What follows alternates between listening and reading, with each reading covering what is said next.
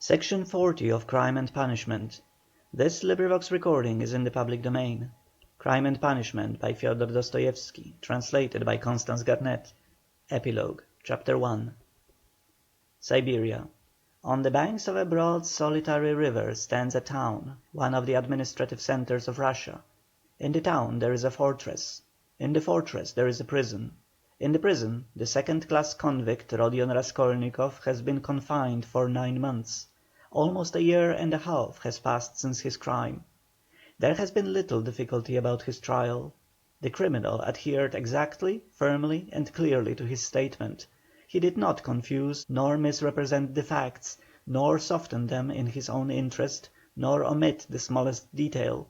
He explained every incident of the murder, the secret of the pledge, the piece of the wood with a strip of metal, which was found in the murdered woman's hand. He described minutely how he had taken her keys, what they were like, as well as the chest and its contents. He explained the mystery of Lizavieta's murder, described how Koch and after him the student knocked and repeated all they had said to one another, how he afterwards had run downstairs and heard Nicolai and Dimitri shouting, how he had hidden in the empty flat and afterwards gone home. He ended by indicating the stone in the yard of the Voznesensky Prospect under which the purse and the trinkets were found. The whole thing, in fact, was perfectly clear. The lawyers and the judges were very much struck, among other things, by the fact that he had hidden the trinkets and the purse under a stone, without making use of them, and that, what was more, he did not now remember what the trinkets were like, or even how many there were. The fact that he had never opened the purse, and did not even know how much was in it, seemed incredible. There turned out to be in the purse 317 rubles and 60 kopecks. From being so long under the stone, some of the most valuable notes, lying uppermost, had suffered from the damp. They were a long while trying to discover why the accused man should tell a lie about this, when about everything else he had made a truthful and straightforward confession.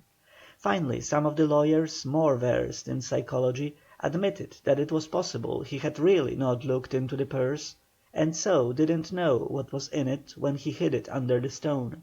But they immediately drew the deduction that the crime could only have been committed through temporary mental derangement, through homicidal mania, without object or the pursuit of gain. This fell in with the most recent fashionable theory of temporary insanity, so often applied in our days in criminal cases. Moreover, Raskolnikov's hypochondriacal condition was proved by many witnesses, by Dr. Zosimov, his former fellow students, his landlady, and her servant. All this pointed strongly to the conclusion that Raskolnikov was not quite like an ordinary murderer and robber, but that there was another element in the case. To the intense annoyance of those who maintained this opinion, the criminal scarcely attempted to defend himself. To the decisive question as to what motive impelled him to the murder and the robbery, he answered very clearly, with the coarsest frankness, that the cause was his miserable position, his poverty and helplessness, and his desire to provide for his first steps in life by the help of the 3,000 rubles he had reckoned on finding. He had been led to the murder through his shallow and cowardly nature, exasperated moreover by privation and failure.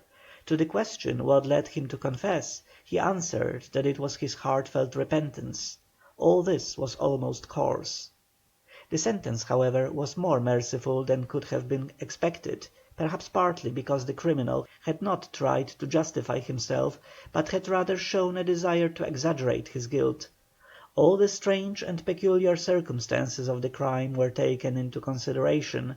There could be no doubt of the abnormal and poverty-stricken condition of the criminal at that time. The fact that he had made no use of what he had stolen was put down partly to the effect of remorse, partly to his abnormal mental condition at the time of the crime. Incidentally, the murder of Lizavieta served indeed to confirm the last hypothesis. A man commits 2 murders and forgets that the door is open. Finally, the confession at the very moment when the case was hopelessly muddled by the false evidence given by Nicolai, through melancholy and fanaticism, and when, moreover, there were no proofs against the real criminal, no suspicion even, Porfiry Petrovich fully kept his word, all this did much to soften the sentence. Other circumstances too in the prisoner's favour came out quite unexpectedly. Razumixin somehow discovered and proved that while Raskolnikov was at the university, he had helped a poor consumptive fellow student and had spent his last penny on supporting him for 6 months, and when this student died, leaving a decrepit old father whom he had maintained almost from his 13th year, Raskolnikov had got the old man into a hospital and paid for his funeral when he died. Raskolnikov's landlady bore witness, too, that when they had lived in another house at Five Corners, Raskolnikov had rescued 2 little children from a house on fire, and was burnt in doing so. This was investigated and fairly well confirmed by many witnesses. These facts made an impression in his favour. And in the end the criminal was, in consideration of extenuating circumstances, condemned to penal servitude in the 2nd class for a term of 8 years only. At the very beginning of the trial Raskolnikov's mother fell ill. Dunia and Razumixin found it possible to get her out of Petersburg during the trial. Razumixin chose a town on the railway not far from Petersburg, so as to be able to follow every step of the trial, and at the same time to see Avdotia Romanovna as often as possible. Pulcheria Alexandrovna's illness was a strange nervous one, and was accompanied by a partial derangement of her intellect. When Dunia returned from her last interview with her brother, she had found her mother already ill, in feverish delirium. That evening Razumixin and she agreed what answers they might make to her mother's questions about Raskolnikov, and made up a complete story for her mother's benefit of his having to go away to a distant part of Russia on a business commission, which would bring him in the end money and reputation. But they were struck by the fact that Pulcheria Alexandrovna never asked them anything on the subject, neither then nor thereafter. On the contrary, she had her own version of her son's sudden disappearance. She told them with tears how he had come to say goodbye to her, hinting that she alone knew many mysterious and important facts, and that Rodia had many powerful enemies, so that it was necessary for him to be in hiding. As for his future career, she had no doubt that it would be brilliant when certain sinister influences could be removed. She assured Razumixin that her son would be one day a great statesman, that his article and brilliant literary talent proved it. This article she was continually reading, she even read it aloud, almost took it to bed with her, but scarcely asked where Rodia was, though the subject was obviously avoided by the others, which might have been enough to awaken her suspicion. They began to be frightened at last at Pulcheria Alexandrovna's strange silence on certain subjects. She did not, for instance, complain of getting no letters from him, though in previous years she had only lived on the hope of letters from her beloved Rodia. This was the cause of great uneasiness to Dunia. The idea occurred to her that her mother suspected that there was something terrible in her son's fate, and was afraid to ask, for fear of hearing something still more awful. In any case, Dunia saw clearly that her mother was not in full possession of her faculties. It happened once or twice, however, that Pulcheria Alexandrovna gave such a turn to the conversation that it was impossible to answer her without mentioning where Rodia was, and on receiving unsatisfactory and suspicious answers she became at once gloomy and silent, and this mood lasted for a long time. Dunia saw at last that it was hard to deceive her, and came to the conclusion that it was better to be absolutely silent on certain points. But it became more and more evident that the poor mother suspected something terrible. Dunia remembered her brothers telling her that her mother had overheard her talking in her sleep on the night after her interview with Svidrigaïlov, and before the fatal day of the confession. Had not she made out something from that? Sometimes days and even weeks of gloomy silence and tears would be succeeded by a period of hysterical animation, and the invalid would begin to talk almost incessantly of her son, of her hopes of his future. Her fancies were sometimes very strange. They humoured her, pretended to agree with her, she saw perhaps that they were pretending, but she still went on talking. 5 months after Raskolnikov's confession he was sentenced. Razumixin and Sonia saw him in prison as often as it was possible. At last the moment of separation came. Dunia swore to her brother that the separation should not be for ever. Razumixin did the same. Razumixin, in his youthful ardour, had firmly resolved to lay the foundations at least of a secure livelihood during the next 3 or 4 years, and saving up a certain sum, to emigrate to Siberia, a country rich in every natural resource and in need of workers, active men and capital. There they would settle in the town where Rodia was, and all together would begin a new life. They all wept at parting. Raskolnikov had been very dreamy for a few days before. He asked a great deal about his mother, and was constantly anxious about her. He worried so much about her that it alarmed Dunia. When he heard about his mother's illness he became very gloomy. With Sonia he was particularly reserved all the time. With the help of the money left to her by Svidrigaïlov, Sonia had long ago made her preparations to follow the party of convicts in which he was dispatched to Siberia. Not a word passed between Raskolnikov and her on the subject, but both knew it would be so. At the final leave taking he smiled strangely at his sister's and Razumixin's fervent anticipations of their happy future together when he should come out of prison. He predicted that their mother's illness would soon have a fatal ending. Sonia and he at last set off. 2 months later Dunia was married to Razumixin. It was a quiet and sorrowful wedding. Porfiry Petrovich and Zosimov were invited, however.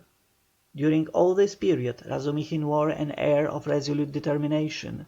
Dunia put implicit faith in his carrying out his plans, and indeed she could not but believe in him. He displayed a rare strength of will. Among other things he began attending university lectures again in order to take his degree. They were continually making plans for the future. Both counted on settling in Siberia within 5 years at least. Till then they rested their hopes on Sonia. Pulcheria Alexandrovna was delighted to give her blessing to Dunia's marriage with Razumixin, but after the marriage she became even more melancholy and anxious. To give her pleasure, Razumixin told her how Raskolnikov had looked after the poor student and his decrepit father, and how a year ago he had been burned and injured in rescuing 2 little children from a fire. These 2 pieces of news excited Pulcheria Alexandrovna's disordered imagination almost to ecstasy. She was continually talking about them, even entering into conversation with strangers in the street, though Dunia always accompanied her. In public conveyances and shops, wherever she could capture a listener, she would begin the discourse about her son, his article, how he had helped the student, how he had been burned at the fire, and so on. Dunia did not know how to restrain her. Apart from the danger of her morbid excitement, there was the risk of someone's recalling Raskolnikov's name and speaking of the recent trial. Pulcheria Alexandrovna found out the address of the mother of the 2 children her son had saved, and insisted on going to see her. At last her restlessness reached an extreme point. She would sometimes begin to cry suddenly, and was often ill and feverishly delirious. One morning she declared that by her reckoning Rodia ought soon to be home; that she remembered when he said goodbye to her he said that they must expect him back in 9 months. She began to prepare for his coming, began to do up her room for him, to clean the furniture, to wash and put up new hangings, and so on.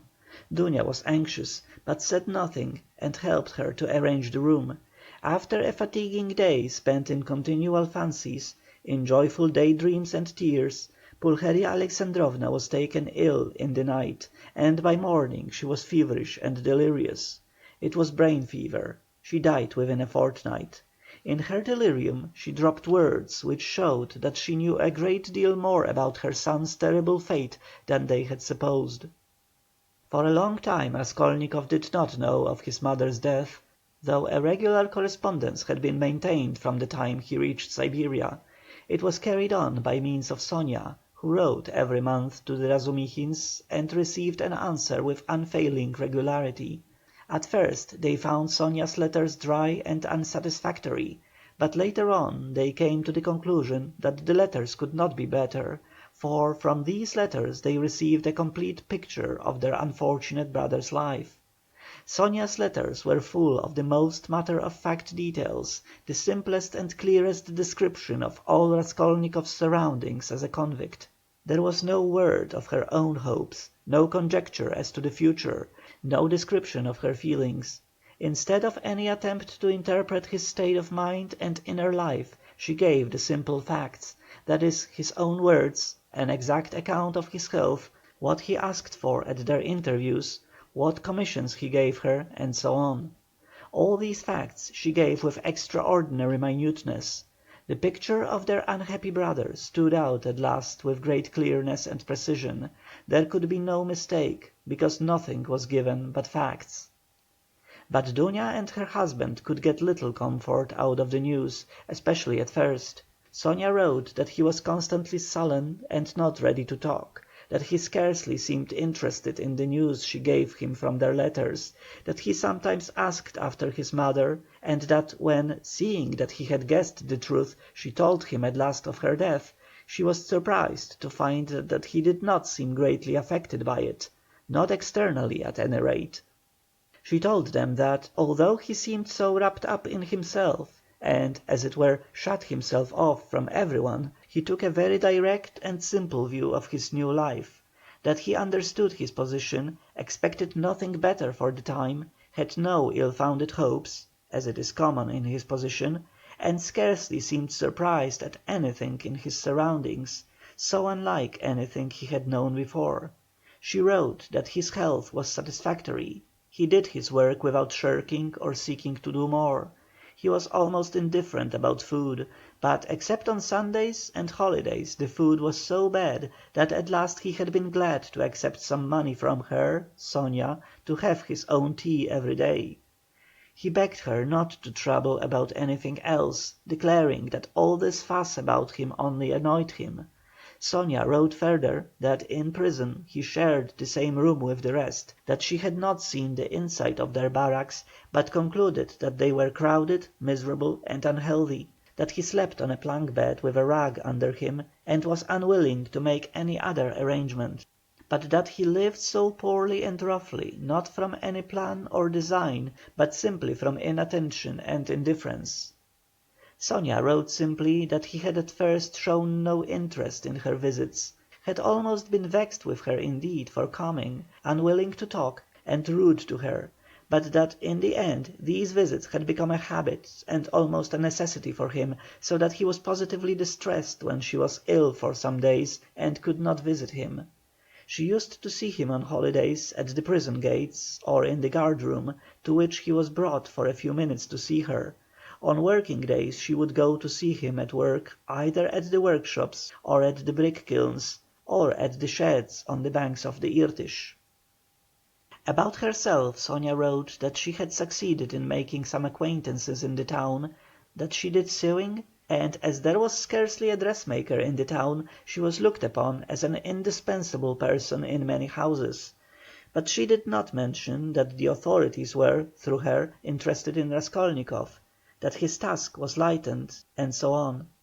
At last the news came, Dunia had indeed noticed signs of alarm and uneasiness in the preceding letters, that he held aloof from everyone, that his fellow prisoners did not like him, that he kept silent for days at a time, and was becoming very pale. In the last letter Sonia wrote that he had been taken very seriously ill, and was in the convict ward of the hospital. End of Epilogue, Chapter 1.